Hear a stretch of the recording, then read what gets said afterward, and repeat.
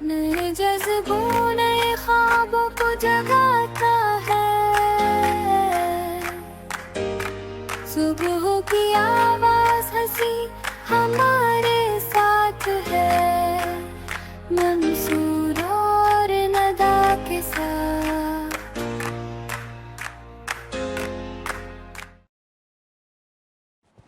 अस्सलामुअलैकुम नाजरीन, मैं आपका मेज़बान मंसूर साहिर वीनस टेलीविज़न के हंसते मुस्कुराते गुनगुनाते morning show Venus morning vibes के साथ आपकी खिदमत में हाजिर हूँ। नाजरीन, हमारी हमेशा से कोशिश होती है कि आपको एंटरटेन करने के साथ साथ पॉजिटिव वाइब्स देने के साथ साथ मालूमाती हवाले भी फराहम करें जो आपकी रोज़मर्रा की ज़िंदगी में बहुत अहम होते हैं। बहुत सारी चीज़ें ऐसी होती हैं कि जो आपने देखनी होती हैं, सीखनी होती हैं, समझनी होती हैं। तो आज हमने एक पीएचडी डॉक्टर को भी मदऊ किया है।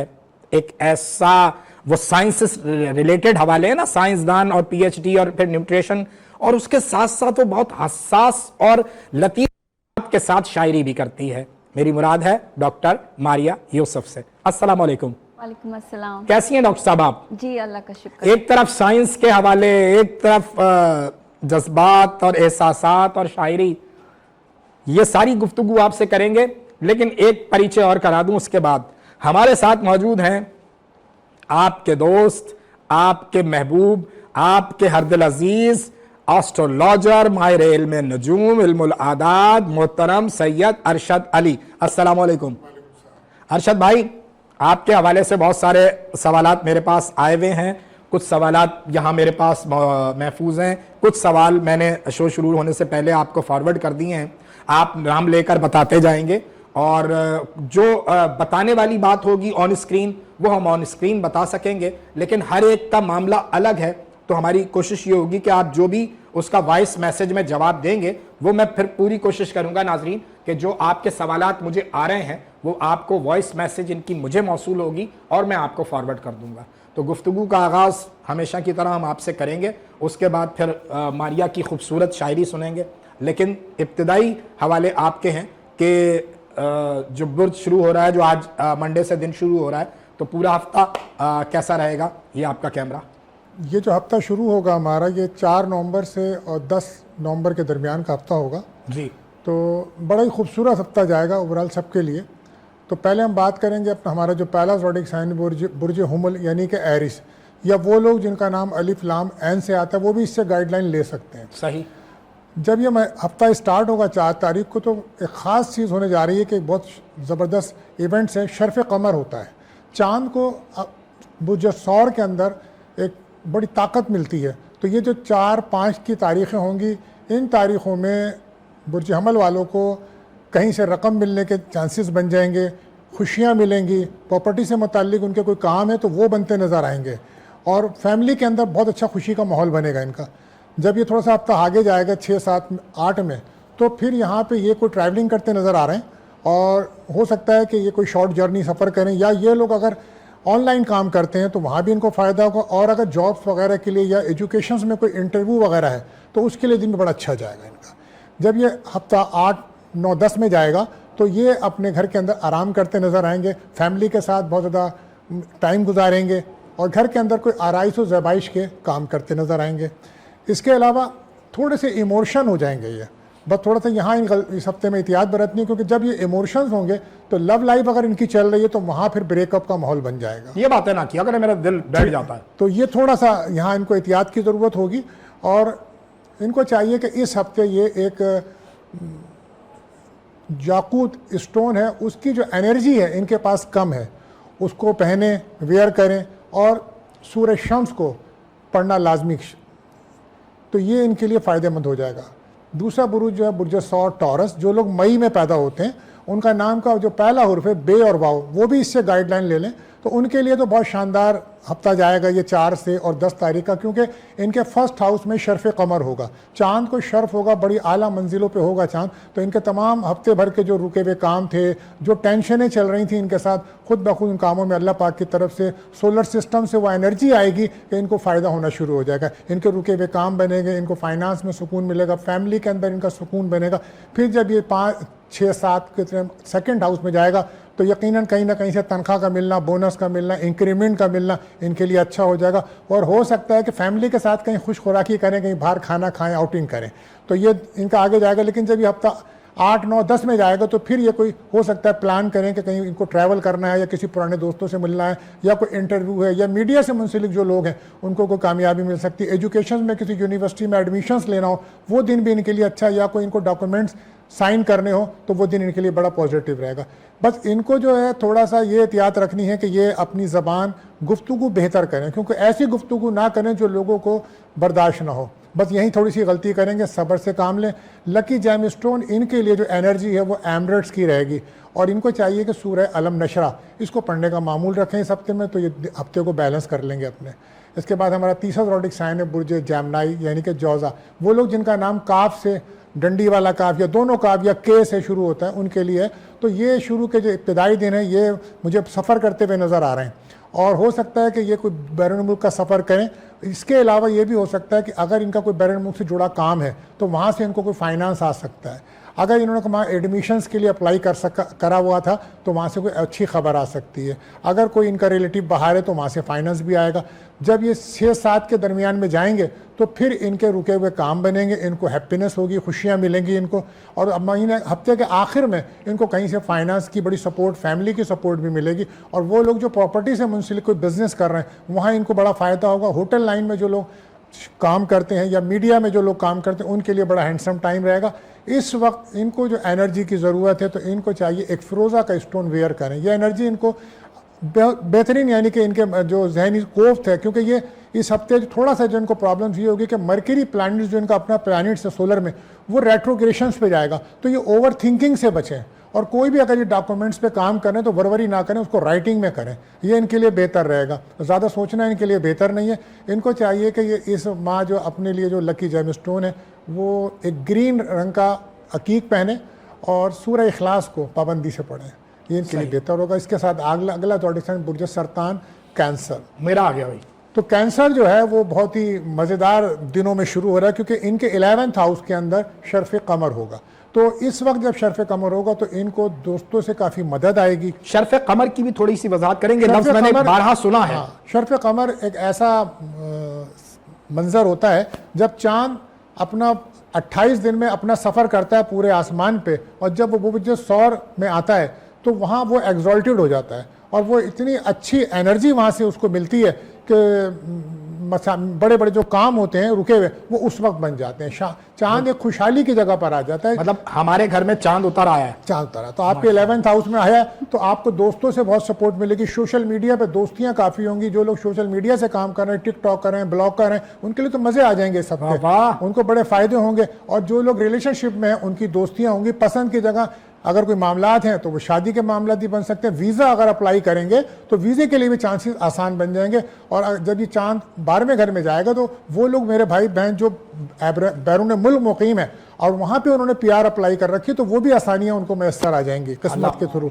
और हो सकता है कि अगर वो लोग वहाँ मकान के लिए परेशान हो तो उनको वहाँ मकान की भी सहूलत मिलेगी। जब ये महीना का आखिर आएगा तो इनके रुके हुए काम बनेंगे, वहाँ भी इनके लिए अच्छा फाइनेंस की सहूलत मिलेगी, प्रॉपर्टी का सुकून मिलेगा, फैमिली का सुकून मिलेगा। तो सरतान के लिए, बुर्ज कैंसर के लिए ये हफ्ता बहुत शानदार है। बहुत ज़्यादा खुशियों भरा महीना है, पैसों वाला महीना है, हैप्पीनेस वाला महीना, कामयाबियों वाला हफ्ता है। बल्कि ये कह लीजिए इनको चाहिए कि ये अपनी जो भी काम कर रहे हैं अपनी सलाहियतों में इजाफे के लिए एक रूबी स्टोन ज़रूर वेयर करें। और सूरह कमर ये इनकी अपनी ही सूरत है, सूरह कमर को पढ़ने का मामूल बनाएं ताकि इनकी तमाम नेगेटिविटी दूर हो। बिल्कुल ठीक। बात करते हैं 5वें ज़ोडिक साइन हमारा ल्यू यानी कि बुर्ज असद। अच्छा, ये अगस्त में ये लोग पैदा होते हैं, लेकिन अगर वो लोग जिनका नाम मीम से शुरू होता है तो वो भी इससे गाइडलाइन ले सकते हैं। तो इस हफ्ते इनको जो है ना, मैं ये देख रहा हूँ कि ये कैरियर में बड़ा ग्रोथ कर रहा है। इनका जो माइंड होगा वो कैरियर की तरफ बहुत फोकस करेगा। और ख़ासतौर पे वो लोग जो मेडिकल के शोबे में हैं उनको बड़ी अचीवमेंट मिलेगी, वो बड़ी कामयाबियाँ हासिल करते जा रहे हैं। और इनको फैमिली की सपोर्ट भी मिलेगी। अगर ये कोई मकान के सिलसिले में या फ्लैट के चक्कर में है तो वहाँ भी इनका कोई डील हो जाएगी। जब ये चांद अगले 11वें घर में जाएगा तो इनकी ख्वाहिशें पूरी हो जाएंगी, इनको बहुत ज़्यादा सुकून मिलेगा। और सफ़र के लिए, वीज़े के लिए, दोस्तियों के लिए, औलाद की खुशियों के लिए जो जो जिनकी औलाद नहीं है उनकी भी खुशी मिल सकती है, जिनकी औलादें बड़ी हैं उन्हें भी खुशी मिलेगी, रिलेशनशिप में दोस्ती है आपकी। लेकिन जब हफ्ते का जो आखिर होगा 8-9 की तारीखों में होगा तो कुछ ये इन्वेस्टमेंट करते नजर आएंगे, कुछ अखराजात इनके बढ़ जाएंगे, तो वहाँ इनको थोड़ी सी एहतियात करनी होगी। उसके अलावा इस हफ्ते जो इनका लकी जाम स्टोन है, इनको फिरोज़ा स्टोन पहनना चाहिए और सूरज शम्स इनको पढ़नी चाहिए। ये इनकी सूरत है, क्योंकि ये लोग सूरज शम्स का ताल्लुक बहुत इंपॉर्टेंट है इनके साथ, और ये चूंकि मेडिकल के शोबे में बहुत काम करते हैं, क्योंकि विटामिन डी हमें सन से ही मिलता है, तो इनके लिए ये हफ्ता इस तरह बड़ा बेहतर जाएगा। आगे बढ़ेंगे, छठा ज़ोडिक साइन है बुर्ज सुमला यानी कि वर्गो। तो ये मुझे नज़र आ रहे हैं इनके लिए बहुत ज़बरदस्त है। जो लोग काफ़ी दिनों से सफ़र के लिए कोशिश कर रहे थे, बैरुल मुल्क जाने के लिए, चाहे वो रूहानी सफ़र था, चाहे वो एजुकेशन का सफ़र था, अब यहाँ इन्हें किस्मत की सपोर्ट मिलेगी और ये उसकी मदद से, अल्लाह की मदद से ये आगे बढ़ेंगे, इनके रुके हुए काम बनेंगे। बैरुल मुल्क से इनको फाइनेंस भी आ सकता है, फैमिली का भी सुख इनके साथ मौजूद है। इसके साथ साथ कैरियर के मामले, जब ये हफ्ता आगे बढ़ेगा तो कैरियर के मामला में अगर जॉब कर रहे हैं तो वहाँ प्रमोशन हो सकती है, जॉब के लिए कोशिश कर रहे हैं तो कोई अच्छी खबर मिल सकती है, सेहत इनकी बेहतर रहेगी इस हफ्ते। इसके अलावा जब 11वें में जाएंगे तो जो इन्होंने पिछले दिनों कोशिशें की होंगी तो उसकी कामयाबी इनको मिलेगी, उसका रिजल्ट मिलेगा इनको, और फाइनेंस इस हफ्ते इनको मिलता नज़र आ रहा है। रिलेशनशिप में इनकी दोस्ती चलेगी, प्यार मोहब्बत के मामले अच्छे चलेंगे, सैर व तफरी करते नजर आएंगे ये लोग। प्यार मोहब्बत के मामले सबके अच्छे चलने चाहिए। हाँ, इस टाइम कुछ प्लान, क्योंकि जब शर्फ़ कमर होता है ना तो हम उसमें ये बताते हैं कि आप शादी के लिए दिन अच्छा कर सकते हैं, होता सब अल्लाह के हुक्म से, लेकिन कुछ औकात होते हैं। तो इस वक्त शर्फ़ कमर चल रहा है तो आप शादी के मामलात को बेहतर करने के लिए अच्छा दिन, तारीख रखने के लिए, कोई नया बिजनेस स्टार्ट करने के दिन अच्छा, ट्रैवलिंग के लिए दिन अच्छा है। अगर आप बीमार थे तो कोई अच्छा डॉक्टर आपको मिल जाएगा, आप उससे कंसल्ट कीजिए, वहाँ आपकी वो दवा जो काम नहीं कर रही थी वो दवा काम करेगी, क्योंकि वो एनर्जी इस टाइम आई हुई है सोलर से आपके पास, तो इनके लिए बड़ा अच्छा रहेगा। इनको इसीलिए हमने आज अच्छा डॉक्टर बुला लिया। वो इत्तेफाक अभी बात करेंगे इस पे। उसके अलावा ये है कि ये जब वर्गों को चाहिए कि इस हफ्ते ये ओपल स्टोन पहने, और उसके साथ साथ इनको, क्योंकि ये लोग ज़रा जहनी तौर पर ज़रा डिस्टर्ब रहते हैं, सूरज तकासुर पढ़ने का मामूल बनाएं ताकि जहनी तौर पर आप बहुत ज़्यादा डिस्टर्ब रहते हैं, वो कमी पूरी होगी आपकी। बात करें 7वां ज़ोडिक साइन लिब्रा, यानी कि जो लोग अक्टूबर में पैदा होते हैं, जिनका नाम का पहला और रे और ते होता है, तो इनके साथ ये है कि ये शुरू के हफ्ते में इनको कहीं से गैबी मदद समझते हैं ना कहीं से पैसे आएंगे, और ऐसे पैसे आएंगे जिसको आप दिखाना नहीं चाहते, तो वो वाले पैसे आने के चांसेस हैं। हाँ, रिलेशनशिप अगर आपके हैं तो कोशिश कीजिएगा कि खुफिया ही रखें, वरना राज कोई खुल भी सकता है खुल सकता है ना, मामला इस तरफ जाएंगे। बहरहाल पैसे आएंगे आपको, ठीक है। जब ये थोड़ा सा आगे बढ़ेगा तो आपका लक सपोर्ट करेगा, आप रुके हुए थोड़े से काम आपके बनना शुरू हो जाएंगे, आप ट्रैवलिंग करेंगे, बहन भाइयों से मुलाकात होगी, दोस्तों से मदद आएगी। आखिर हफ्ते के अंदर आपको कैरियर के ऊपर फोकस करना पड़ेगा, वहाँ आपका कैरियर अच्छा हो जाएगा, इज्जत में, मर्तबे में आपका इजाफा होगा। और प्रॉपर्टी से मुताल्लिक कोई भी अगर आपका मामला चल रहा है, क्योंकि लिब्रा के जो लोग होते हैं वो प्रॉपर्टी के बिजनेस में ज़्यादा नज़र आते हैं, तो अगर आप रियल एस्टेट के बिजनेस में हैं तो आप काफ़ी माली फ़ायदे उठाते नज़र आएंगे। आपको चाहिए कि इस वक्त आप एक गार्नेट का स्टोन पहने और या फताहो इसको कसरत से पढ़ें, यह आपके लिए बड़ा बेस्ट होगा। बात करें हम अपने 8वें ज़ोडिक साइन बुर्ज अकरब यानी कि स्कॉर्पियो, जिनका नाम का जो पहला हरूफ होता है वह नून, जे, ज़ुआत, तोय, और ये लोग नाम से होते हैं। नवंबर में इनकी पैदाइश होती है, आजकल बर्थडे चल रही है आपकी, तो मेरी तरफ से आप सबको मुबारकबाद, हैप्पी बर्थडे, ठीक है। तो ये हफ्ता जो है ये आपके लिए तो बड़ी खुशियां ला रहा है, क्योंकि 7th हाउस में शर्फ कमर हो रहा है, तो जिनकी मैरिज लाइफ रुकी हुई थी वो मैरिज लाइफ चलना शुरू हो जाएगी, मियाँ बीवी में नाराज़गी थी तो नाराज़गी दूर हो जाएगी, और जिनकी शादियां नहीं हो रही शादियों की बात चल पड़ेगी। बिजनेस के लिए बहुत अच्छा है, पार्टनरशिप बिजनेस के लिए अच्छा वक्त होगा, खुशियों का वक्त होगा। ये 4, 5, 6 तक आप बड़ा ज़बरदस्त करेंगे। 8 में जब जाएंगे तो लाइफ पार्टनर के साथ आपके ताल्लुकात मज़ीद मजबूत हो जाएंगे और कोई रकम आपको वहाँ से भी मिलेगी। जब ये 9th में आखिर में आएगा तो आपको किस्मत की सपोर्ट मिलेगी। आपके ट्रैवलिंग की जो बातचीत आजकल चल रही है, क्योंकि जुपिटर 9th हाउस में है आपके, और किस्मत से आपके सफ़र हो रहे हैं और आपकी मैरिजेज़ हो रही हैं, आपको औलादों की खुशियाँ मिल रही हैं, बहुत अच्छा वक्त है वैसा आपका। लेकिन ये हफ्ता भी आपको बहुत सपोर्ट करेगा, क्योंकि मून और जुपिटर का जब बराबर में कंजक्शंस होगा तो आपकी दिली ख्वाहिशात पूरी हो जाएंगी। और अगर जो लोग स्कॉर्पियो के मीडिया से मुंसलिक हैं, जो लोग क्रिएटिव कामों में मुंसलिक हैं, उनके लिए बड़े कामयाबियाँ, माली फ़वाइद मिलने जा रहे हैं आपको इस हफ्ते बहुत ज़्यादा। आपको चाहिए कि आप एक पुखराज का स्टोन पहन लें और आप कसरत से पढ़ा करें अलम नशरा, ये आपके तमाम बंद रास्तों को खोलेंगे। क्योंकि आपको जेलिसी का सेक्टर बहुत होता है, तो मंगल के दिन आप अपने ऊपर से सदका ज़रूर दिया करें। बात करेंगे अपने 9वें ज़ोडिक साइन बुर्ज कौस सेक्रेटेरियस, तो ये वो लोग होते हैं जो दिसंबर में पैदा होते हैं। तो इनका जो नाम का पहला हर्फ होता है वो एम से शुरू होता है, यानी कि मीम से शुरू होता है। तो हफ्ते के शुरू में ये आपके 6th हाउस में मून का शर्फ कमर है, तो अगर आप काफ़ी दिनों से बीमार थे तो आपको सेहत मिलेगी अल्लाह के हुक्म से। अगर आपको कोई डॉक्टर अच्छा नहीं मिल रहा था तो आप डॉक्टर अच्छा मिल जाएगा। अगर आप नज़र बद का शिकार थे तो आप कोई रूहानी अमलिया कोई भी आप अमल करेंगे, आप कुरान पढ़ेंगे, कुरान से मदद लेंगे तो आपको वहाँ भी शिफा होगी, बेहतरी की तरफ आप जाएंगे। लेकिन आपको सफ़र से पहले सदका लाजमी देना होगा इस हफ्ते, ठीक है। 7वें में जब आपका ये चांद चढ़ेगा तो उस वक्त फिर आपकी मैरिड लाइफ अच्छी हो जाएगी, आपके पार्टनर से अगर कोई भी नाराज़गी थी वो दूर होगी, एक अच्छा मोहब्बत भरा दिन चलेंगे। इसके अलावा बिजनेस में अगर आप पार्टनरशिप बिजनेस कर रहे हैं तो आपके लिए बेहतर होगा, नया बिजनेस कर रहे हैं तो भी बेहतर हो जाएगा। वो बच्चियाँ जिनकी शादी रुकी हुई थी उनके लिए भी ये वीक अच्छा, कोई अच्छी खबर आ जाएगी। हफ्ते के आखिर में आप थोड़ा सा अपने राजों को राज रखिएगा, ख़ास बातें एक्स्ट्रा अफेयर वगैरह में तो उनको छुपा के रखिएगा, वहाँ खुलने का ख़तरा है। आपको चाहिए कि आप अपने लिए एक स्क्रीन का स्टोन, ये एनर्जी स्टोन आपको चाहिए, और इसके साथ साथ आप सूरह फातिहा को 7 बार पढ़ें, पानी पे दम करें, वो पानी पिएं, ये आपके लिए बेहतर होगा। बात करूं अपने 10वें ज़ोडिक साइन बुर्ज जिद्दी कैप्रिकॉर्न, तो कैप्रिकॉर्न के ये 5वें घर में होने जा रहा है, तो ये बड़ा ही ज़बरदस्त इनके लिए रहेगा। इनको कारोबार से बहुत फ़ायदा होगा, माली फ़वाइद मिलेंगे। अगर ये ड्रामों में या फिल्मों में काम करते हैं तो इनके लिए बहुत हैंडसम टाइम है, इनको बड़ी कामयाबियां मिलेंगी इस वक्त। इसके अलावा ये क्रिएटिविटी किसी भी शोबे में हो ये तरक्की करते नज़र आ रहे हैं। मंगनी निकाह के लिए इनके पास ये हफ्ता बहुत बेहतर रहेगा। इसके अलावा इनको वो लोग जो इनको औलाद की तमन्ना है, कोई अच्छी खबर मिल सकती है, या जिनकी बड़ी औलादें हैं उन औलादों की खुशियाँ मिलेंगी। जब ये 6ठे घर में आएगा तो जॉब से मुताल्लिक कामों में आपको आसानी मिलेगी, कैरियर में ग्रोथ आएगी आपके। और जब 7वें घर में आएगा तो जो मंगनी वहाँ हुई है उस रिश्ते पक्के होने की बातें बन जाएंगी आपके, बिजनेस के लिए अच्छा रहेगा। आपको चाहिए कि इस हफ्ते आप जो है एक गार्नेट का स्टोन पहने और सूरह शम्स को पढ़ने का मामूल बनाएं, ये आपके लिए बेहतर रहेगा। आगे बढ़ते हैं हम अपने 11वें ज़ोडिक साइन बुर्ज दल एक्यूरस। एक्यूरस के जो लोग हैं आपके लिए शर्फ कमर 4th हाउस में होने जा रहा है।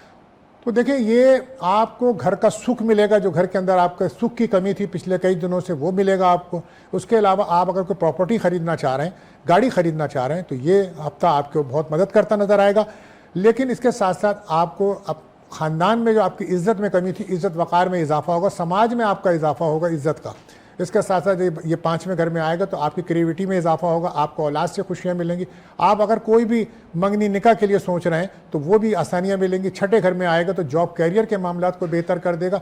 ओवरऑल ये हफ्ता अच्छा है, लेकिन क्योंकि आपके 4th, 5, 6 से मून गुजरेगा तो रिलेशनशिप के मामलात में ब्रेकअप का माहौल है। अपने गुफ्तगू बेहतर कीजिएगा, शिकायतें मत कीजिए, क्योंकि आजकल शिकायतें कर रहे हैं आप लोग, शिकायतें मत कीजिएगा। आपको जो इस वक्त चाहिए, जो आपके लिए जो स्टोन है वो एमेथिस्ट पहने, क्योंकि इस वक्त कुछ बच्चों को ख्वाब में डर लग रहा है, तो एमेथिस्ट पहने और कोशिश करें या रकीबो, इसको रात को पढ़ के अपने ऊपर दम किया करें ताकि आपको ये चीज़ें महसूस ना हो। आखिरी साइन हमारा हूत यानी कि पाइसिस, वो लोग जो मार्च में पैदा होते हैं या जिनके नाम का पहला वो लोग वाव और चे है वो लोग, तो देखें आपके ये होने जा रहा है 3rd हाउस में। 3rd हाउस होता है आपकी विल पावर को, तो इस हफ्ते माशाल्लाह आपकी विल पावर में इजाफा होगा, कॉन्फिडेंस में इजाफा होगा, नए बिजनेस साइन कर सकेंगे, नए कॉन्ट्रैक्ट्स हो सकते हैं आपके, आप ट्रैवलिंग कर सकते हैं बिजनेस के सिलसिले में, एजुकेशन के सिलसिले में आपको बहुत कामयाबी मिलेगी और इसी सिलसिले से आपको फाइनेंस भी आएगा। कोशिश करें अपनी कम्युनिकेशंस को बेहतर रखें, अपने दिल से डर खौफ बाहर करें। अब वक्त आ गया है कि आप लोगों में आए और अपनी ज़ाहिरी शख्सियत को जाहिर करें और अपने कामों की तरफ बढ़ें। 4थे घर में जब ये आएगा तो प्रॉपर्टी से मुताल्लिक कोई काम अगर आपका रुका हुआ है तो वो काम बनेगा, आपको फैमिली की सपोर्ट आपको मिलेगी। 5वें घर में जब आएगा तो कोई इनाम, लॉटरी, शेयर मार्केट से भी आपको फ़ायदा होता नज़र आ रहा है। आपको चाहिए कि आप एक पुखराज का स्टोन पहन लें और उसके साथ साथ आप पढ़ा करें सूरह यूसुफ, यह आपके लिए बेहतर रहेगा। तो ये जो हफ्ता था दोस्तों, ये था आपके लिए 4 तारीख से 4 नवंबर 10 नवंबर तक के लिए। दोस्तों ये एक गाइडलाइन होती है, होता वही है जो मेरा रब चाहता है। आप इससे एक राह मुतय्यन कर सकते हैं कि हमारे लिए बेहतर क्या है, बाकी करने वाली ज़ात मेरे रब की है। बिल्कुल नाजरीन, जैसे कि हम हमेशा ये बात करते हैं कि जो भी कुछ अरशद भाई आपको बता रहे होते हैं वो अपना एक इल्म जो है उसके हवाले से बता रहे होते हैं, और ये इसको सिर्फ आप इल्म के तौर पे लेंगे। जब आप किसी डॉक्टर के पास जाते हैं और वो तशखीस करता है, बताता है, तो उस तरह आप का इलाज शुरू करते हैं। तो ये जो आयात बताई जा रही हैं, ये सारे मामलात आप इसी तरह करेंगे, यकीनन बेनिफिट होगा बिलाशुबा। अल्लाह रब्बुल इज़्ज़त के कलाम में बड़ी ताकत है। और इस वक्त जो है वो मुझे खुशबू आना शुरू हो गई है चाय की, और जैसे कि आप जानते हैं कि जब चाय की खुशबू आ जाए तो ब्रेक लेना बनता है। हमारे साथ रहिए, अभी हाजिर होते हैं। नए जज्बों नए ख्वाबों को जगाता है, सुबह की आवाज हंसी हमारे साथ है, मंसूर और नदा के साथ। नए जज्बों नए ख्वाबों को जगाता है, सुबह की आवाज हंसी हमारे साथ है, मंसूर और नदा के साथ।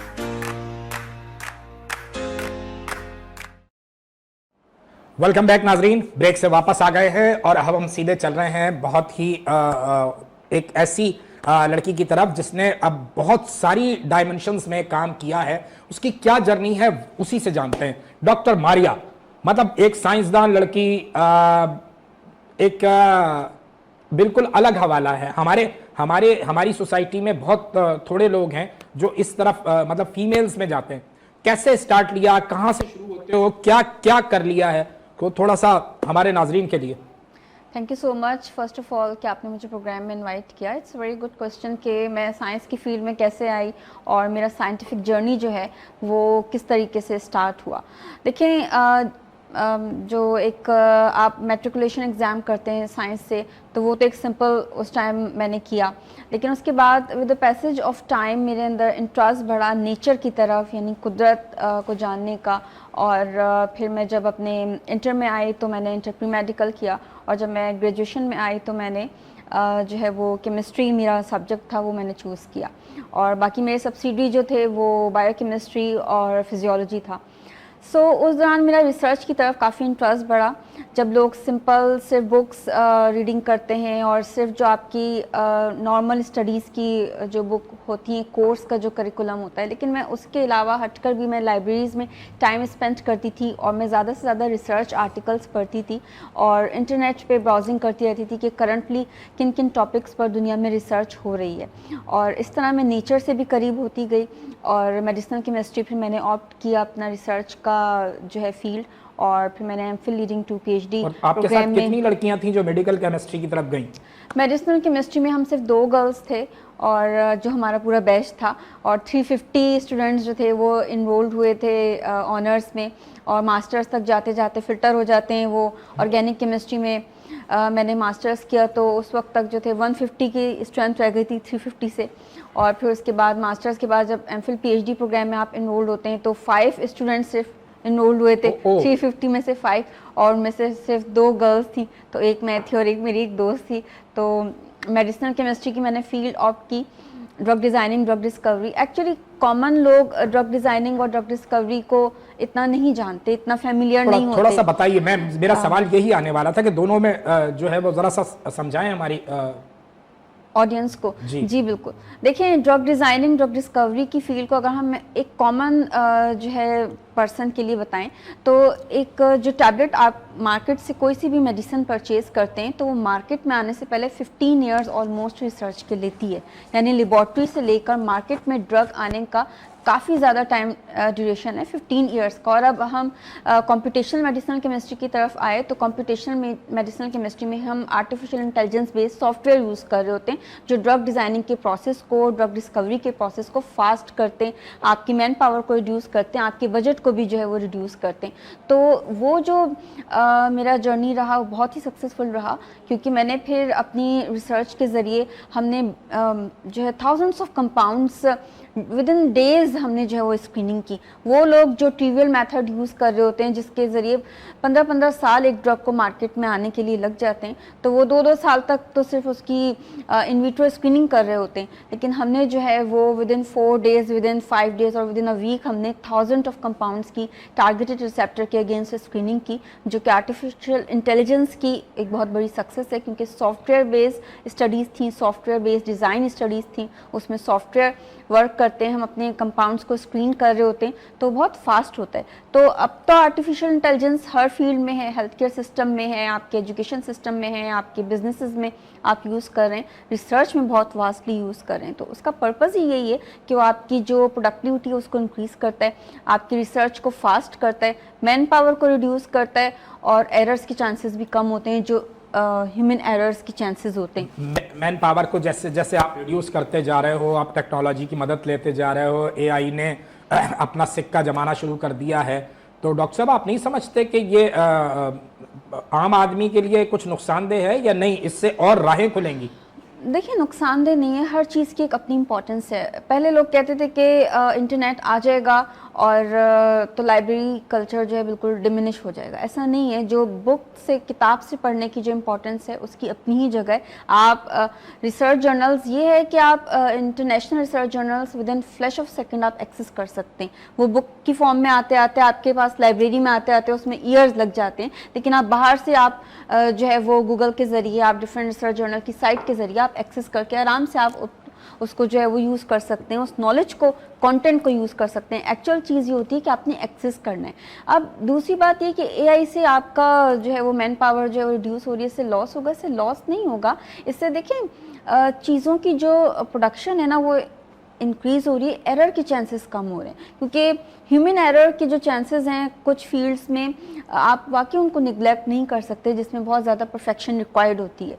और रिसर्च की फील्ड में या हेल्थ केयर सिस्टम में अगर आप पर्सनलाइज मेडिकेशन की तरफ जा रहे हैं और आप यूज़ कर रहे हैं, एआई टूल्स यूज़ कर रहे हैं, तो इट्स गुड।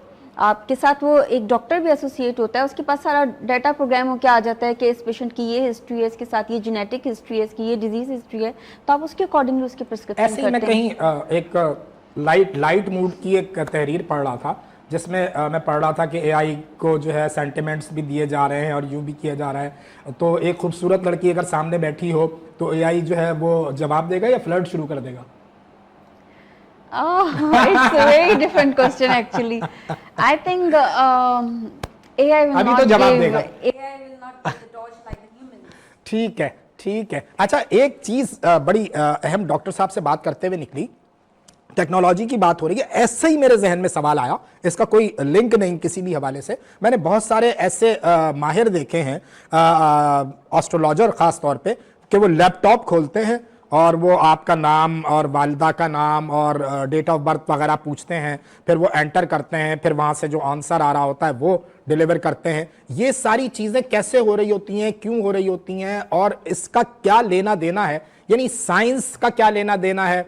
और ये सारी चीज़ें अगर हम जब अरशद भाई से सवाल कर रहे होते हैं तो अरशद भाई अपने इल्म की रोशनी में जवाब दे रहे हैं, रूहानी हवालों में जवाब दे रहे हैं, लेकिन कुछ दोस्त मैंने ऐसे देखे हैं कि जो लैपटॉप खोलकर आपसे सवाल पूछते हैं और फिर वो लैपटॉप एआई से कनेक्ट होते हैं या किसी पेज से कनेक्ट होते हैं, वल्लाह आलम बिस्सवाब। अरशद भाई थोड़ी सी मेरी ज़रा सा ये हल करें, परेशानी हो गई मुझे। बात ये होती है कि जब आप किसी भी खिदमत के जज्बे शोबे में आते हैं तो अल्लाह ताला की तरफ से आप पे वैसे ही रहमत आ जाती है, लेकिन आप उस चीज़ को जब प्रोफेशन करते हैं तो फिर कुछ चीज़ें मुख्तलिफ हो जाती हैं। जो लोग लैपटॉप लेके बैठे होते हैं और वो ज़ाहिर सी बात है उसमें सॉफ्टवेयर होते हैं, वो उसको रीड करके आपको बताते हैं। लेकिन ठीक है, वो उसको रीड पढ़ते हैं क्योंकि वो 200 साल पुराने उसके अंदर सॉफ्टवेयर होते हैं कि कोई इंसान कब पैदा हुआ था तो उस टाइम आसमान के ऊपर सितारों की क्या कंडीशंस थी। 200 साल पुराने सॉफ्टवेयर का मतलब आप ये कह रहे हैं कि सॉफ्टवेयर तो अभी डेवलप हुआ है, लेकिन उसके अंदर जो मटेरियल है वो जो अडॉप्ट किया गया है वो उस माइथोलॉजी से है जो 200 साल पुरानी उस फिलॉसफी के साथ उसमें निकाले थे आप। अब आप उसको रीड करके बता देते हैं, लेकिन बात ये होती है कि अगर आपको सामने देख के मरीज का अंदाज़ा ना हो तो फिर आपका तो इल्म बेकार है। तो मैं तो किसी भी जगह पे ना लैपटॉप लेके जाता हूँ ना कोई चीज़। अब मैंने आपको 12 ज़ोडिक जो बताए हैं तो मैंने आपको तरीके से बता दिया, उसको अलग पढ़ना पड़ता, रीड करना पड़ता, ऐसा कुछ नहीं होता। जब आपको अल्लाह ताला फैज़ देते हैं कि दवा काम कब करती है, जब आपके हाथ में फैज़ और शिफा हो, वरना वो काम नहीं करती है। दुनिया के बहुत सारे लोग हैं, तो वो जो आप बात कर रहे हैं वो यही है कि वहाँ वो सॉफ्टवेयर देख के रीड करते हैं, और हमारे साथ कुछ अलग चीज़ें हैं क्योंकि रूहानी मसला भी है, तो हम सामने देख के ही आपको ये चीजें बता देते हैं। खत का मजमून भांप लेते हैं लिफाफा देखकर। बिल्कुल। डॉक्टर साहब आपके साथ भी ऐसा होता है कि सामने आने वाला जो है वो क्या पूछेगा, कुछ थोड़ा सा आइडिया हो जाता है कभी? देखिए कंडीशन देख के कुछ ना कुछ तो इंट्यूशन होता है। वैसे अंदाजा कहते हैं होता कि वो है अच्छा डॉक्टर हो तो वो आधा मर्ज तो वैसे ही चला जाता है, तो मरीज शिफा ये है। ऐसा है। नॉर्मली लोग सवाल क्या करते हैं आपसे, नॉर्मली आके क्या पूछते हैं अपने लाइफ स्टाइल को बेहतर करने के हवाले से, न्यूट्रिशन के हवाले से, ये क्या पूछते हैं नॉर्मली? देखिए यूजुअल जो यहाँ पर इशू है ना, एक तो सबसे ज़्यादा इशू ये है ओबेसिटी का, वेट गेन का बहुत ज़्यादा इशू है। पाकिस्तान में ही नहीं बल्कि दुनिया भर में ओबेसिटी जो है डिक्लेयर हो चुका है एक डिजीज़ के तौर पे। तो ज़्यादातर लोगों की तो इसी हवाले से क्यूरीज होती हैं जो फीमेल्स लोग होते हैं जिनको मतलब अंदर कुछ कोई खामी नहीं है, कोई बीमारी नहीं है, लेकिन वो फिजिकली थोड़ा सा स्ट्रांग होते हैं, वो शायद जेनेटिकली भी होते हैं।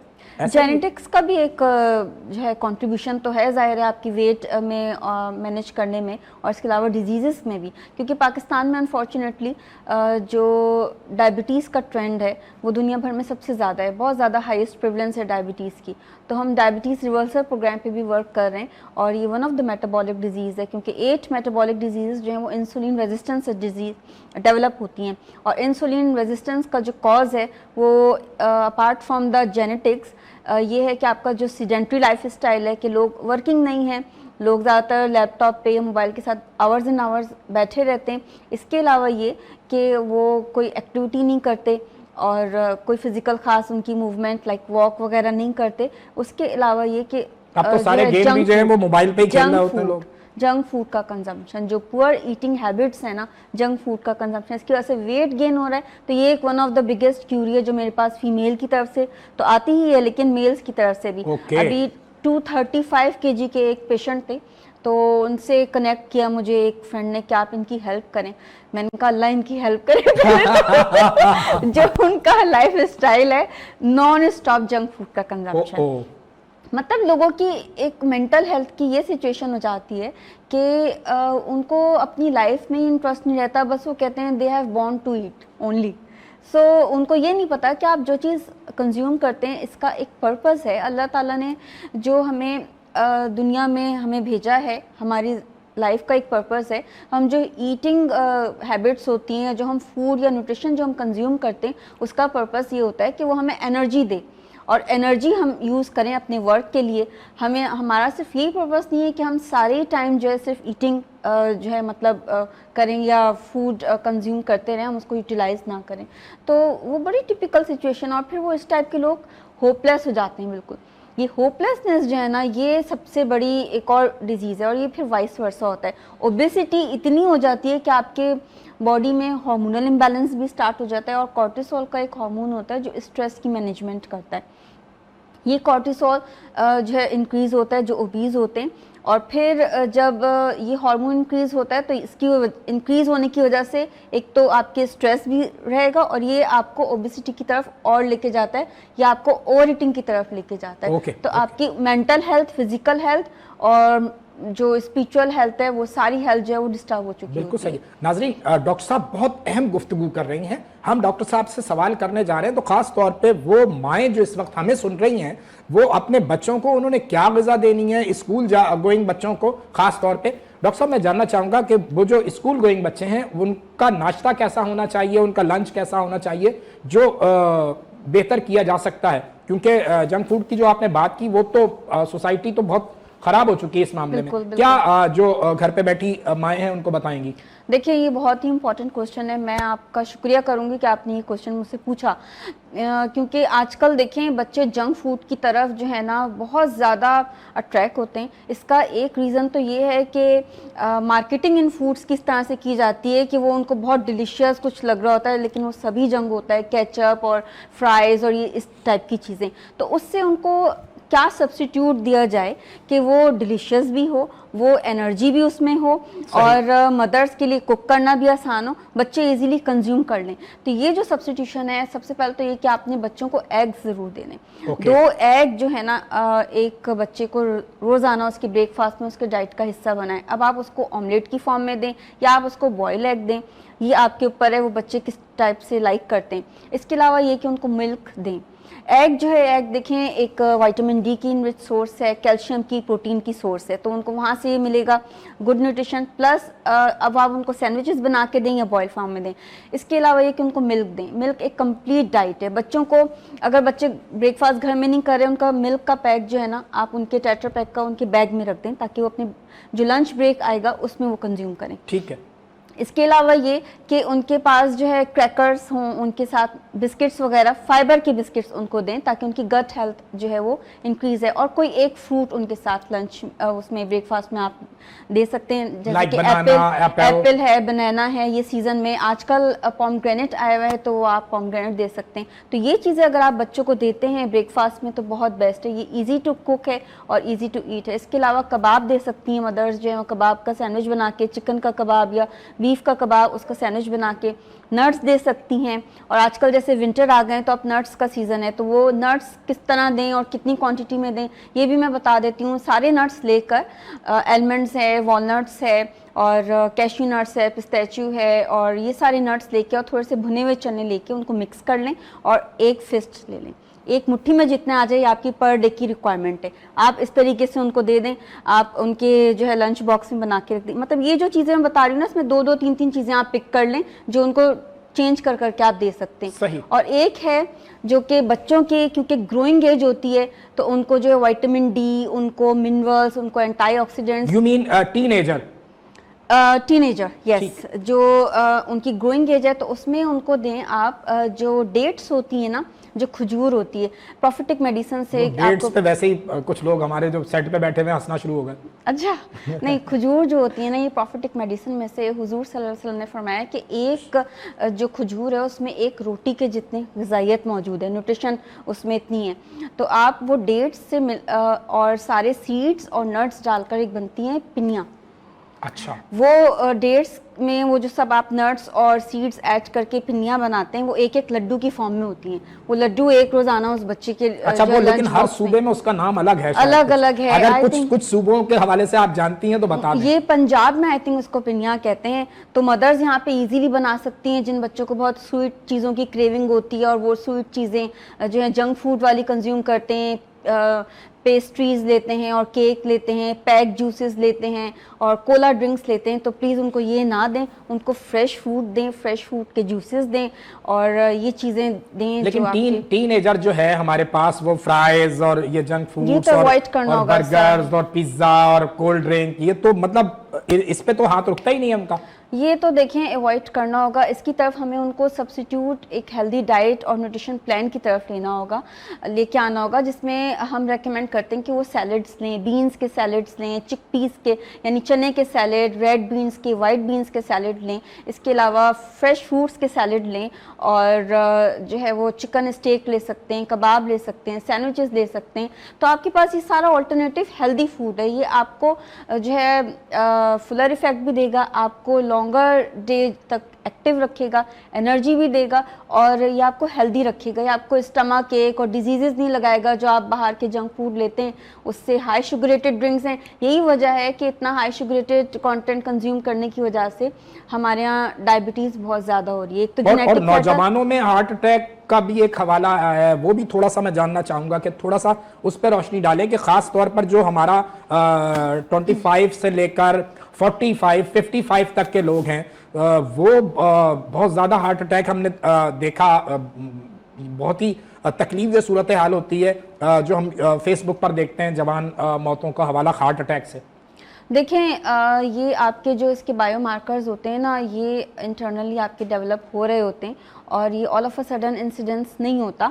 आपको अगर आपका डायबिटीज़ कंट्रोल है और आप डिस्लिपिडीमिया का शिकार नहीं है, आपका कोलेस्ट्रॉल कंट्रोल है, तो इसके चांसेस बहुत कम होते हैं। एक फार्मूला है जिसमें आपका जो ट्राइग्लिसराइड लेवल है और आपका जो HDL लेवल है, ये इसका रेशो जो है अगर आपका 1.5 से कम है तो आपके अंदर जो है वो कार्डियक अटैक के चांसेस वेरी वेरी लेस, बहुत हद तक कम हो जाएंगे। अब ये ट्राइग्लिसराइड आते कहाँ से और ये एचडीएल है क्या? ट्राइग्लिसराइड्स जो हैं आते हैं आपके शुगर कंटेंट से, आपके कार्बोहाइड्रेट के कंटेंट से। जो लोग ज़्यादा कार्बोहाइड्रेट कंज्यूम करते हैं, ज़्यादा शुगर लेते हैं, तो उनके अंदर ट्राइग्लिसराइड्स जो हैं इंक्रीज़ हुए होते हैं। और एचडीएल जो है आपके गुड फैट्स होते हैं। तो गुड फैट्स आपके जो है ना वो इंक्रीज़ होने चाहिए, वो हाई होने चाहिए।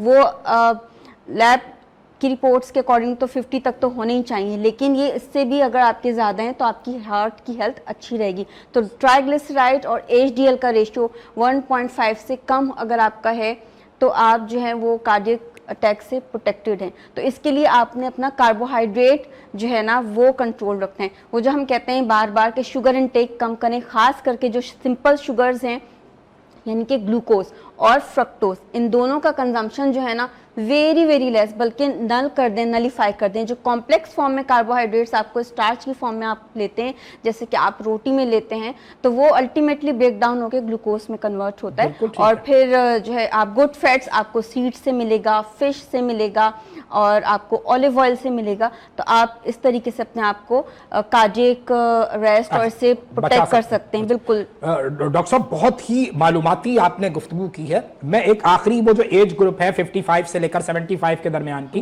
नॉर्मली रिटायर्ड जिंदगी गुजार रहे होते हैं, उनकी बहुत ज्यादा एक्टिविटीज नहीं होती, घर में आराम का हवाला होता है, तो उस एज ग्रुप में क्या खाना है और क्या करना है, खास तौर पे वॉक का जो हवाला बताते हैं, ये सारी बात भी मैं चाहूंगा आप हमारे नाजरीन को बताएं। देखें 50 से अबव जिनकी एज है, तो एक तो अपने रेगुलर के जो प्रोफाइलिंग है वो ज़रूर करवाएं, एनुअल प्रोफाइलिंग या 6 मंथ के बाद प्रोफाइलिंग, जिसमें आपके बेसिक के टेस्ट होते हैं, आपका सीपी या सीबीसी का एक टेस्ट होता है, इसके अलावा आपका लिवर फंक्शन का टेस्ट होता है, आपके जो है वो किडनी फंक्शन का टेस्ट होता है। ये आप टेस्ट बेसिक ज़रूर करवाएं। और जो आपके शुगर और ब्लड प्रेशर का है, ये तो आप हर वीक टेस्ट करें अपना, ताकि आपको पता हो कि आपकी शुगर का क्या लेवल है और आपका ब्लड प्रेशर अल्लाह ना करे अगर हाई है तो उसके रीजंस को फाइंड आउट किया जाए। और आप अपना कोलेस्ट्रॉल वगैरह भी जो है ना वो आप अपना 6 मंथ के बाद या एटलीस्ट एनुअली ज़रूर चेक करवाएं।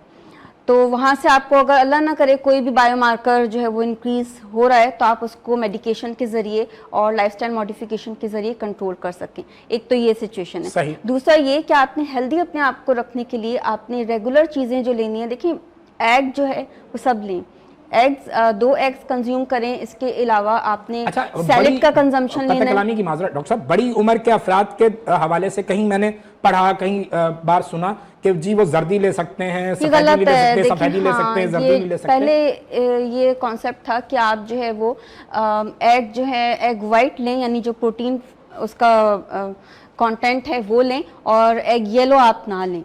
लेकिन अब साइंस ये कहती है कि एग जो है full complete source of good healthy fat और vitamin D, good protein, calcium का इनरिच सोर्स है। तो आप 2 कंप्लीट एग ले सकते हैं। वैसे तो 6 एग पर पर्सन कंज्यूम कर सकते हैं, लेकिन बाकी 4 एग का जो एग वाइट है आप वो लें।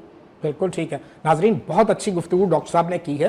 जैसे अरशद भाई आप वज़ाइफ बताते हैं और स्टोन बताते हैं, हम कोशिश करेंगे कि अगला एक प्रोग्राम जो है वो सिर्फ स्टोन्स के हवाले से, ताकि हमारे जो लोग हैं वो अवेयर हो सकें। आपने कहा कि वो उसका काम जो है सिर्फ आपके अंदर जो तवानाइयाँ हैं उनको बूस्ट करने का हवाला है हुक्म अल्लाह के हवाले से। तो ये सारी चीज़ें जो आपका जो आप जो इल्म बताते हैं, आप जो अमल बताते हैं, वजीफा बताते हैं, वो हर एक का अलग होता है। तो जो लोग आपसे इस हवाले से रब्ता करना चाहते हैं कि जी वज़ाइफ का जो हवाला है, कोई रेगुलर आपके बैठने की जगह है क्या? कोई ऑफिस वगैरह आपने बनाया है? जी हमारी जगह है। मैं इंशाल्लाह आपको एड्रेस दे दूंगा ताकि जी बेहतर उस पर देख सकते हैं। अच्छा, जो लोग जो भी सवाल करना चाहते हैं ना, जो दोस्त हमें देख रहे हैं, वो वीनस के नंबर पे भी राब्ता कर सकते हैं, मेरे नंबर पे भी राब्ता कर सकते हैं। अगर आपने अरशद भाई से कोई भी सवाल करना है, मैं अपना नंबर यहाँ पे वाज़े कर रहा हूँ। मेरा नंबर है 0300 922 1295, 0300 922 1295। तो आप मेरे नंबर पे राब्ता कर सकते हैं। जो भी सवाल आप अरशद भाई से पूछना चाहते हैं, इवन डॉक्टर मारिया से पूछना चाहते हैं, वो भी आप हमें इस नंबर, मेरे नंबर पर रब्ता कर सकते हैं, व्हाट्सअप कर सकते हैं, तो आपको इंशाल्लाह हम जवाब देंगे। क्योंकि हमारा मोटिव ये होता है, सिर्फ शो का मतलब हंसना मुस्कुराना नहीं है, आपको अवेयर करना भी है ताकि आप एक हेल्थी लाइफ जो है वो भी गुजारें। तो यहाँ वक्त हो गया एक छोटे से ब्रेक का, हमारे साथ रहिए नाजरीन, अभी हाजिर होते हैं। नए जज्बों नए ख्वाबों को जगाता है, सुबह की आवाज हंसी हमारे साथ है, मंसूर और नदा के साथ। नए जज्बों नए ख्वाबों को जगाता है, सुबह की आवाज हंसी हमारे साथ है, मंसूर और नदा के साथ।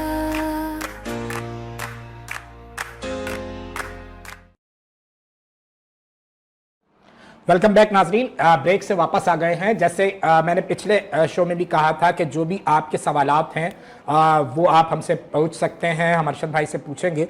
तो मेरे पास तकरीबन 1 दर्जन से ज़्यादा ऐसे दोस्त हैं जिनके बराह रास्त सवाल आए हुए हैं। ज़्यादा सवाल थे लेकिन बहुत ही कॉमन हवाले थे, तो उनको फिर हम एक एक करके जवाब देंगे। रमीज़ कादरी से लेकर और आमिर बेग तक मैंने आपको लगभग 1 दर्जन से ज़ायद जो हैं वो भेजी हैं नाम।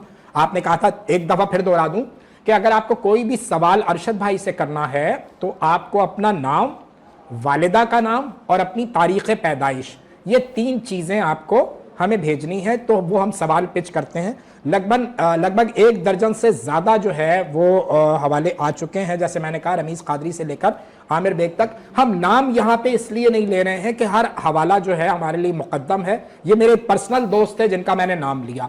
तो इनसे लेकर और जो भी लगभग 20 शायद हमारे पास सवाल थे जो हमने आपको पिच किए हैं, उनके जो जवाब हैं वो फर्दन आपको इंशाअल्लाह 1-2 दिन में हम फॉरवर्ड कर देंगे, आपको मिल जाएंगे। हर एक का सवाल अलग है, हर एक की उम्र अलग है, हर एक के मामले अलग हैं, तो एक एक करके सबको हो जाएगा। लेकिन मैं जर्नली परसेप्शन पे बात करना चाहूँगा। जो नॉर्मल मसाइल मैंने आपको दिए, लोग अपने आने वाले कल के बारे में जानना चाहते हैं, तो ये जो आप बात करते हैं स्टोन के हवाले से, ये कितना अफेक्ट होता है और इसका क्या मामलात होते हैं, ज़रा सा मैं चाहूँगा मेरे नाजरीन अवेयर हों।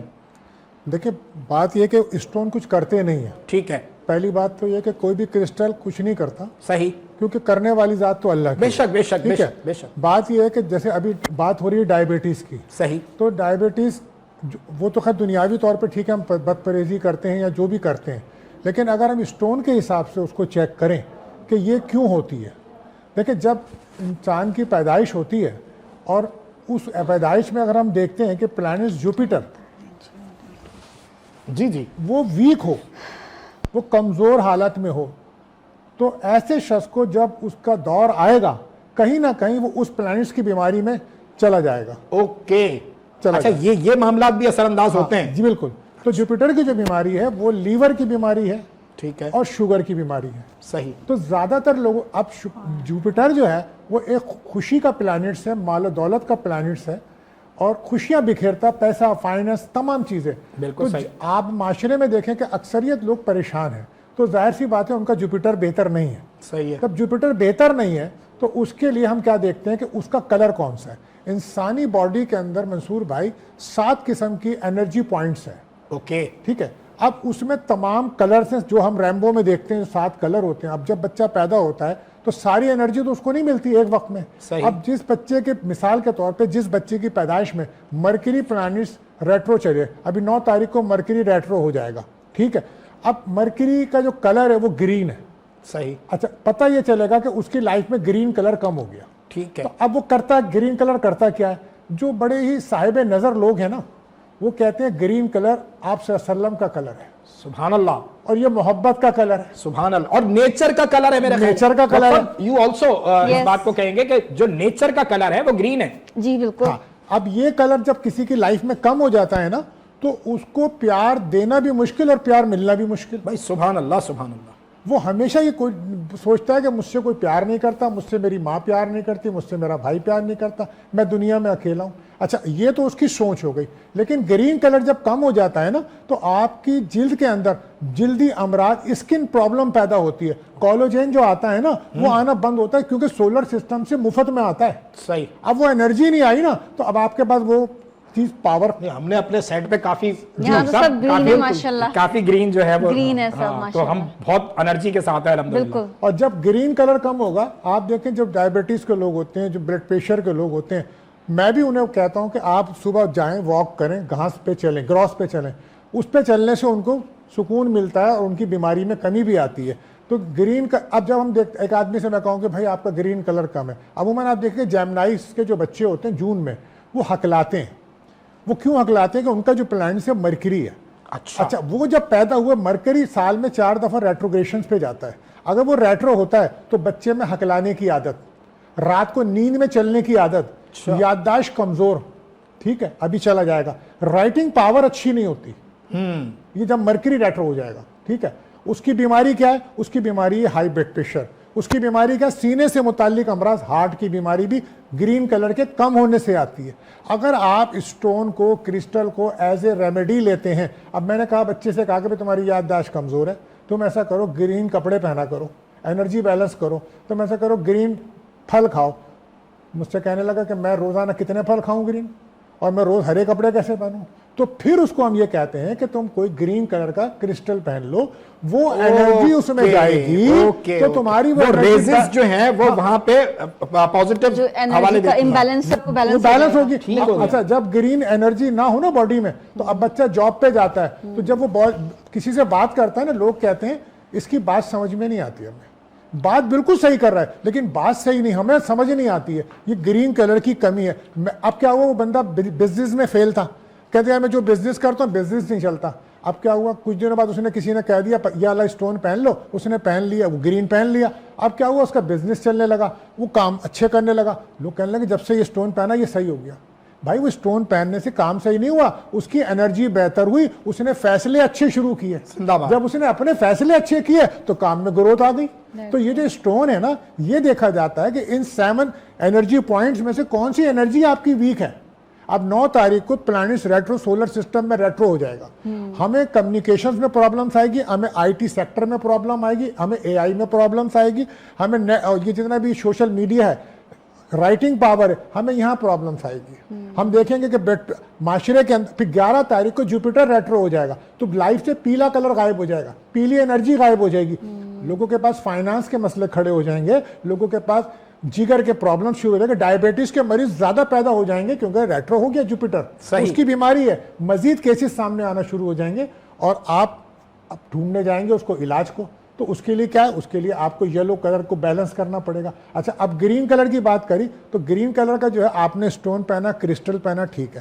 ग्रीन कलर का जो पत्थर है, जो स्टोन है, वो नॉर्मली कौन सा है? अब उसमें ये होता है, ग्रीन कलर में आप गए तो आपने देखा कि आपको तो ग्रीन एनर्जी लेनी है ना, उसमें एक बहुत सस्ते स्टोन आते हैं। आपने एक स्टोन है जेट, आप जेट के नाम से आता है, बहुत सस्ता था, आपने वो ले लिया, ठीक है। मैं तो ये भी नहीं कहता आप हाथ में वेयर पहने, मैंने कहा जेब में रख लो, रात को सोते हुए पिलो में रख लो, तकिए में रख लो, एनर्जी लो उसकी, ठीक है। उसके अलावा एक उसमें आता है एमरेट्स आता है ना, पन्ना, वो कीमती होता है। उसके अलावा उसके एमेथिस्ट आते हैं, बहुत सारे स्टोन है, लेकिन आप कोई सस्ता से ले लें, कोई जरूरी नहीं आप महंगा लें। ये तो इस वक्त नाजरीन देखें, ऐसा हो नहीं सकता कि रेड कलर की जो एनर्जी है उसका क्या इम्पैक्ट? किसकी? Red energy. मैं बताता हूँ, देखिए रेड एनर्जी अगर किसी की बॉडी में कम हो जाएगी ना, ये बेस है आपका, जो आपकी रीढ़ की हड्डी से शुरू होता है। ल्यू के लोगों को रीढ़ की हड्डी की प्रॉब्लम्स होती है। ओके, ल्यू के लोगों को, अगस्त में जो लोग होते हैं उनको रीढ़ की हड्डी में दर्द होता है, क्योंकि बीमारी वहीं से आती है। हार्ट का ख्याल रखना चाहिए उनको, अब चाहे वो कितनी भी ख्याल कर रहे हैं, लेकिन ये कुदरत से लाएं। और एक आंखों का मसला, ये 3 प्रॉब्लम है ल्यू के साथ जुड़ी। अगस्त वालों की आंखें खूबसूरत, अगस्त खूबसूरत तो है, लेकिन उनको बीमारी की बात कर रहे हैं, तो उनको वहां तो अब उनकी रेड एनर्जी अगर इनबैलेंस होगी तो उनमें अमली तौर पे वो काम करने वाले नहीं होंगे। उनको वहम वसवसे आएंगे कि मुझे जो है ना किसी ने कुछ कर दिया है, लेकिन ऐसा नहीं होता। वो सिर्फ एनर्जी गई है, ठीक है। इसके अलावा क्या होगा कि वो खवातीन में पीसीओडी का प्रॉब्लम चला जाएगा, सही है। आदमियों के अंदर वीकनेस आ जाएगी, काम करने का दिल नहीं चाहेगा उसको, सही। तो ये क्या होगा, ये आपकी रेड स्टोन एनर्जी एनर्जी कितने % इम्पैक्टफुल है, मतलब एक इम्पैक्टफुल एक फैक्टर है ना ये, it's one of the factor, लेकिन आपका ओवरऑल लाइफस्टाइल भी इसमें कंट्रीब्यूट करता है। Absolutely right. पीसीओडी इतने तो नहीं है, सिर्फ इस पे डिपेंड करता है। मैं आपको एक मिसाल देता हूँ, भी मिसाल छोटी सी बात है कि मेरे जानने वाले हैं, वो अभी डायबिटीज के मरीज हुए, ठीक है, मैंने उनको देखा पिछले 6 महीने पहले उनका वेट गिरना शुरू हो गया। वो ग्लूफेक्स के नाम से कोई गोली है, वो गोली खा रहे थे, सब कुछ कर रहे थे, ठीक है, वेट लॉस होता चला गया। थोड़ा सा मुझे नॉलेज शौक है, मैं करता रहता हूँ। मैंने उनसे कहा कि सबसे पहले रोटी छोड़ें, ठीक है, और ये करें। और मैंने कहा बात सुने, 3 महीने बाद आपकी तबीयत सही होगी इंशाल्लाह। कहने लगे अल्लाह के हुक्म, कैसे कह रहे हैं आप? मैंने कहा आप ये खाते रहें। 3 महीने बाद ये हुआ कि वो बुर्जे सरतान के लोग हैं, बेहतर हो गए, कैंसर साइन है। जैसे ही जुपिटर की एनर्जी उनको लगी, वही दवा खा रहे हैं और वो गोल होना शुरू होगा। और डायबिटीज उनकी सुबह, जब वो सुबह करा के आते हैं नाश्ते से पहले, जिसे कहते हैं फास्टिंग कहते हैं, वो उनकी आ रही है 110, 112, 115, और खाने के 2 घंटे बाद वो जा रहे हैं 122 कल थी उनकी, 2 घंटे बाद कंट्रोल्ड। तो ये क्या हुआ? मैंने उनसे कहा कि आप 11 तारीख के बाद आप बताइएगा कि आपकी शुगर कहाँ गई, क्योंकि कुदरती जो फ्यूल सोलर से आ रहा है वो बंद हो जाएगा। अब आपको मेडिटेशन की तरफ तवज्जो देनी होगी, अब आपको खुद हासिल करना है। तो इतना असर है आपको, सोलर से जो चीजें मुफ्त मिल रही हैं, अल्लाह की तरफ से जो चीजें मिल रही हैं, ले बेहतर है। बकौल फाद मुस्तफा भाई के ले हाँ, ले मिल रही है। अब देखिएगा, अब ये बात हुई है ना, मैं इस बात को आगे करता हूँ। 11 अभी 7 प्लैनेट्स हैं हमारे पास, उसमें से 4 प्लैनेट्स रेट्रो हो जाएंगे।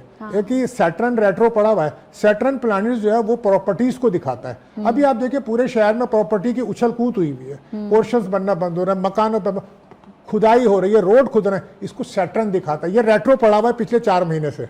अब जब ये 28 नवंबर को स्टैंड बाई होगा, आप देखिए प्रॉपर्टी बनेगी, सड़कें बनेगी, मकान बन, तमाम प्रॉपर्टी का सेक्टर बेहतर हो जाएगा, लोगों के मामला बेहतर होंगे। इसके बाद अभी आप देखें मार्स प्लैनेट्स, ये रेट्रो हुआ है, और जब ये जुपिटर रेट्रो होगा 11 को और 9 को मरकरी, तो दुनिया में हुकूमतों में तब्दीली, ठीक है, नए चेहरे सामने, पुराने चेहरे गायब, मौसमों की तब्दीली। ओहो, तो आप देखेंगे एक हलचल मच जाएगी, जो अभी हो रहा है नहीं, सब हलचल मचेगी। और आप देखिएगा, आप बोलेंगे ये बात यहाँ हुई थी, ये आप सिर्फ देखेंगे 11-12 तारीख के बाद से। अच्छा जी, अच्छा अरशद भाई, वो बीच में मैं एक सवाल करने लगा था, डॉक्टर साहब का सवाल आ गया, तो फिर वो हम उस तरफ मूव कर गए। मैंने देखा है लोगों को कि वो हाथ में एक इस उंगली में कोई और है, इसमें कोई और है, इसमें कोई और है, इसमें कोई और है, वो बहुत ज्यादा जिनका इस सारे मामले में है। एक गीत का मुखड़ा मुझे मेरे जहन में कहीं गूंजा, जिस वक्त आपने पन्ना का जिक्र किया ना, तो वो एक लाइन है कि पन्ना की तमन्ना है कि हीरा मुझे मिल जाए, चाहे मेरी जान जाए, चाहे मेरा ख्याल पड़ोसी मुल्क का गाना है। तो वो जो आपस में केमिस्ट्री है, वो कौन, मतलब या मैं आसान कर लूं कि हीरा क्यों जो है वो पन्ना के साथ मिलना चाहता है, या पन्ना क्यों हीरा के साथ मिलना चाहता है? देखिए बात यह है कि जो क्रिस्टल, जो पन्ना है ना, ये दिखाता है लव और प्यार को, ओके, मोहब्बत को। ग्रीन कलर का होता है। अच्छा, ग्रीन कलर, क्योंकि इंपैक्ट है कलर का, कलर से इलाज है ना हमारे यहाँ, तो वो मोहब्बत का कलर है ग्रीन कलर, ठीक है। तो अब हीरा जो है ना, ये वीनस का कलर है, और वीनस मोहब्बत का जिम्मेदार है, ओके। इन दोनों का कॉम्बिनेशन है, बहुत जबरदस्त कॉम्बिनेशन। हाँ, तो हीरा और पन्ना, हम जब किसी को शादी नहीं होती ना, किसी, मैं भी बेल्जियम गया था जब मैंने, तो मुझसे उसने कहा कि सर एक वो आप पन्ना ला के दीजिए, तो मैंने कहा बेल्जियम का पहनेंगे या सवात का? देखिए क्वालिटी वाइज बात है ना। मैंने आपसे कहा कि आप ग्रीन अकीक ले लें, भाई आपको सस्ता मिल जाएगा, लेकिन अब आपने कहा कि मुझे बाहर का चाहिए, कीमती, जो बहुत उसकी पावर अच्छी हो। स्टोन बेल्जियम का क्यों मशहूर है, थोड़ी सी इसकी भी वजाहत करते चलें। वहाँ पे जो क्वालिटीज है वो बहुत हाई है, एंड द रीजन इज, इसलिए कि वहाँ पे जो पहाड़ है, माउंटेन्स है, जहाँ से वो आ रहा है, तो वो एक आला क्वालिटी के स्टोन वहाँ से आ रहे हैं, बन नहीं रहे वहाँ पे, वहाँ से रियल आ रहे हैं, हमारे यहाँ बन रहे हैं। सिंथेटिक और रियल स्टोन होता है ना, वहाँ नेचुरली आ रहे हैं, वो नेचुरली आ रहे हैं ना, और यहाँ जो सिंथेसाइज करते हैं, एग्जैक्टली। अच्छा, मैं आज आपको 2 चीजें बताऊं। हमारे यहाँ कोरल स्टोन होता है, मरजान, उसको लोग पत्थर कहते हैं, हालांकि बेसिक वो पत्थर नहीं है। अच्छा, अब मरजान क्या है? मरजान कोरल जो है वो एक मछली होती है, जब वो अंडे देने के सीजन में आती है ना, सर्दी उसमें, तो वो समंदर के किनारे आती है, और वहां पे जो पेड़ पौधे लगे होते हैं, ये पर्ल है, ये मोती है। हाँ मरजान वो उसी जो का है। बता रहा सही। हूँ, पर्ल भी उसी में आता है और ये मरजान भी उसी में आता है, और इन दोनों का जिक्र कुरान में बेशक। जी, सूरह जी, रहमान में। अब क्या होता है कि वो मछली उस डंडे जो खा लेती है उस पौधे को, तो वो पेट में चला जाता है उसके बाद क्या होता है कि वो जब उस सीजन से बाहर आती है और जब वो अंडे डिलीवर करने आती है, तो वो उस लकड़ी को भी निकालती है। ओके। और अंडों के साथ वो मोती भी निकालती है। तो जो जौहरी होते हैं वो उस लकड़ी को, क्योंकि वो लाल हो जाती है उसके पेट में रह के हरी होती है, उसे काटते हैं तो वो रियल मरजान होता है। ओके। तो मरजान पत्थर नहीं होता, मरजान एक लकड़ी होता है, और उसका इम्पैक्ट यही होता है कि वो क्योंकि पानी में रहता है, तो उसका मकसद ये, उसका जो इम्पैक्ट है, उसका इम्पैक्ट ये है कि ये आपको नजर बद, हसद, जादू, इन चीज़ों के लिए मुफीद होता है, उसकी तासीर है। और जो मोती होता है वो प्यार मोहब्बत के लिए, बुर्ज सरतान वालों के लिए होता है, क्योंकि ये बहुत ज़्यादा इमोशन ही होते हैं ना, ये भी पानी होते हैं। और कोरल जो है वो स्कॉर्पियो को काम करता है, और मोती जो होता है वो सरतान के लिए होता है, और लियू के लिए होता है रूबी। भाई तीनों का जिक्र कुरान में है। वाह। मेरे पत्थर का भी, आपके पत्थर का भी, इनके पत्थर का भी, तीनों का सूरह रहमान में जिक्र कि इनमें तुम्हारे लिए फायदे हैं। और फिर अगली बात कंप्लीट कर दी कि आला जन्नतियों के लिए जो महल है वो भी याकूत और मरजान के। सुभान अल्लाह, सुभान अल्लाह। माशाल्लाह। तो पत्थरों की बड़ी तासीर है। मैं हमेशा ये कहता हूं कि अच्छा, फिर मैं ये भी पत्थर में कभी स्टोन ऐसे तजवीज़ नहीं करता। मैं अगर मेरे पास कोई आता है तो पहले उसकी एज देखता हूं, मैं एज के बाद उसकी प्रॉब्लम्स देखता हूं, फिर उसका ब्लड ग्रुप भी लेता हूं। क्योंकि स्टोन्स में भी अपनी 3 प्रॉपर्टीज हैं। उन प्रॉपर्टीज के बाद कि इसको कौन सा स्टोन लगेगा, बिल्कुल। अब कौन सी गोली देनी है ये आप बेहतर पता। शुगर की 1000 गोलियां हैं, लेकिन देनी कौन सी है। बिल्कुल सही है, बिल्कुल तो सही। इसी तरह स्टोन है। मैं अपने काम से बड़ा इंसाफ करता हूं कि इस वक्त इसको कौन सी एनर्जी है, और जितने दिन की जरूरत है उतने दिन, उसके बाद क्या उतार देना भैया, फिर क्या जरूरत। सही होगा। सुभान अल्लाह, सुभान अल्लाह। लेकिन एनर्जी की आपने जो बात की है ना, एनर्जी जो है वो हमारे पास हसास हवालों से भी आती है, जज्बाती हवालों से भी आती है, मोहब्बत के हवालों से भी आती है, और शायरी से भी आती है।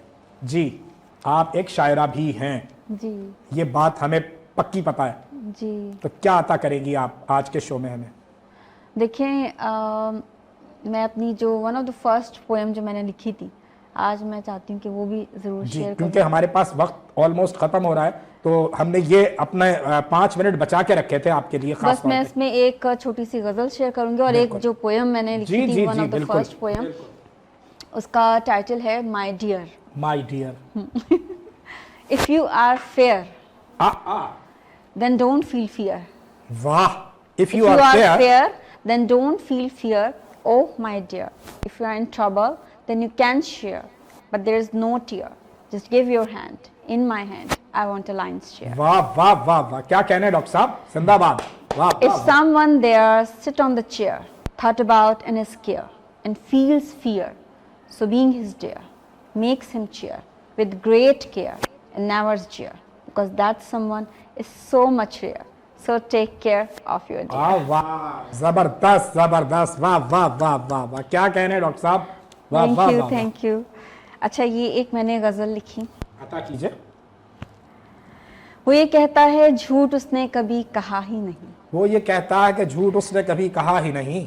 वो ये कहता है झूठ उसने कभी कहा ही नहीं, मैंने 1000 बार उसे परखा, उसमें वफा ही नहीं। वाह। सर्द मौसम की उदास रातों में मैं इस कदर टूट के बिखरी, उसे खबर ही नहीं। हाय हाय हाय। वो हर बार इजहार करके मुकर जाता है, वो हर बार इजहार करके मुकर जाता है, यही वो सच है जो उसने कभी कहा ही क्या नहीं। कहने, क्या कहने। जबरदस्त। वो इस देवता का पुजारी निकला है यारो, वो इस देवता का पुजारी निकला है यारो, जिसे मोहब्बत की अलिफ बे का पता ही नहीं। खैर, वाह वाह वाह वाह वाह वाह वाह, क्या वो ये कहने, क्या कहता कहने। है झूठ उसने कभी कहा ही क्या कहने नहीं, डॉक्टर मैंने साहब? 1000 बार उसे क्या परखा, कहने? उसमें वफा ही नहीं। क्या कहने, क्या कहने। अच्छा, हुस्न का जो हवाला है ना, और ये देवताओं का जिक्र इन्होंने छेड़ दिया। अरशद भाई, मुझे अपना एक शेर याद आ गया, 2 शेर याद आ गए बल्कि। मैंने लिखा कि हाय जज्बात कुचलने में बहुत जल्दी की, आए हाय। हाय जज्बात कुचलने में बहुत जल्दी की, अपने तेवर को बदलने में बहुत जल्दी की, अपने तेवर को बदलने में बहुत जल्दी की, और देवता करने ही वाले थे तुम्हारी पूजा।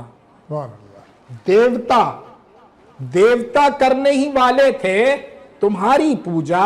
मैंने उस्तादों से जिक्र किया, उन्होंने कहा यार बिल्कुल नई लाइन है, देवताओं की पूजा तो दासियां करती आई हैं, देवता पूजा कर रहा है तो वो बड़ा अनयूजुअल है, और तुम लेकर आए हो। तो मैंने शेर इस तरह मुकम्मल किया कि हाय जज्बात कुचलने में बहुत जल्दी की, अपने तेवर को बदलने में बहुत जल्दी की, देवता करने ही वाले थे तुम्हारी पूजा, तुमने मंदिर से निकलने में बहुत जल्दी की। तो नाजरीन, एक खूबसूरत मॉर्निंग का इख्तिताम हो रहा है।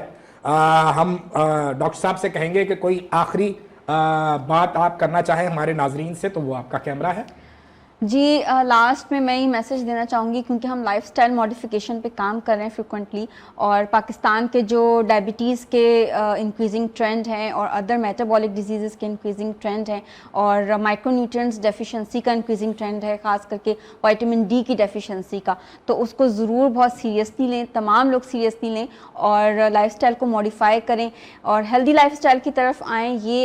ये नेचुरल है और ये आपके लॉन्गिविटी को इंक्रीज़ करता है, कि आपके लिए हेल्दी है, आपको एनर्जेटिक रखता है, और आप if you are healthy then you will feel good and keep healthy and keep eat good and healthy.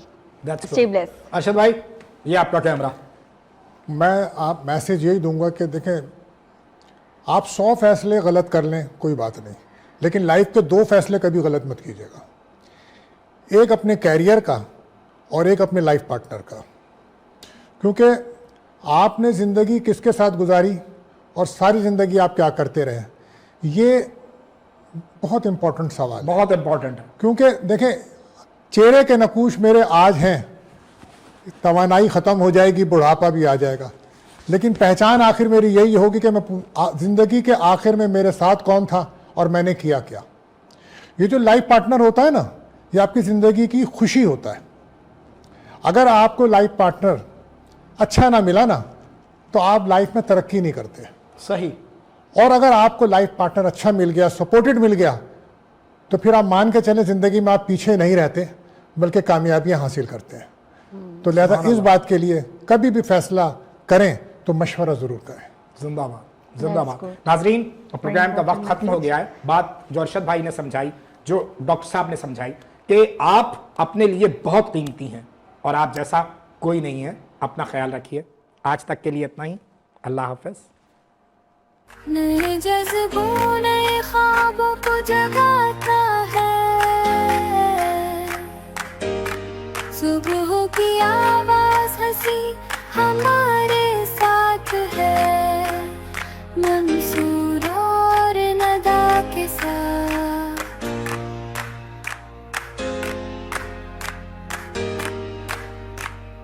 बात दिल से दिल तक जाने दो,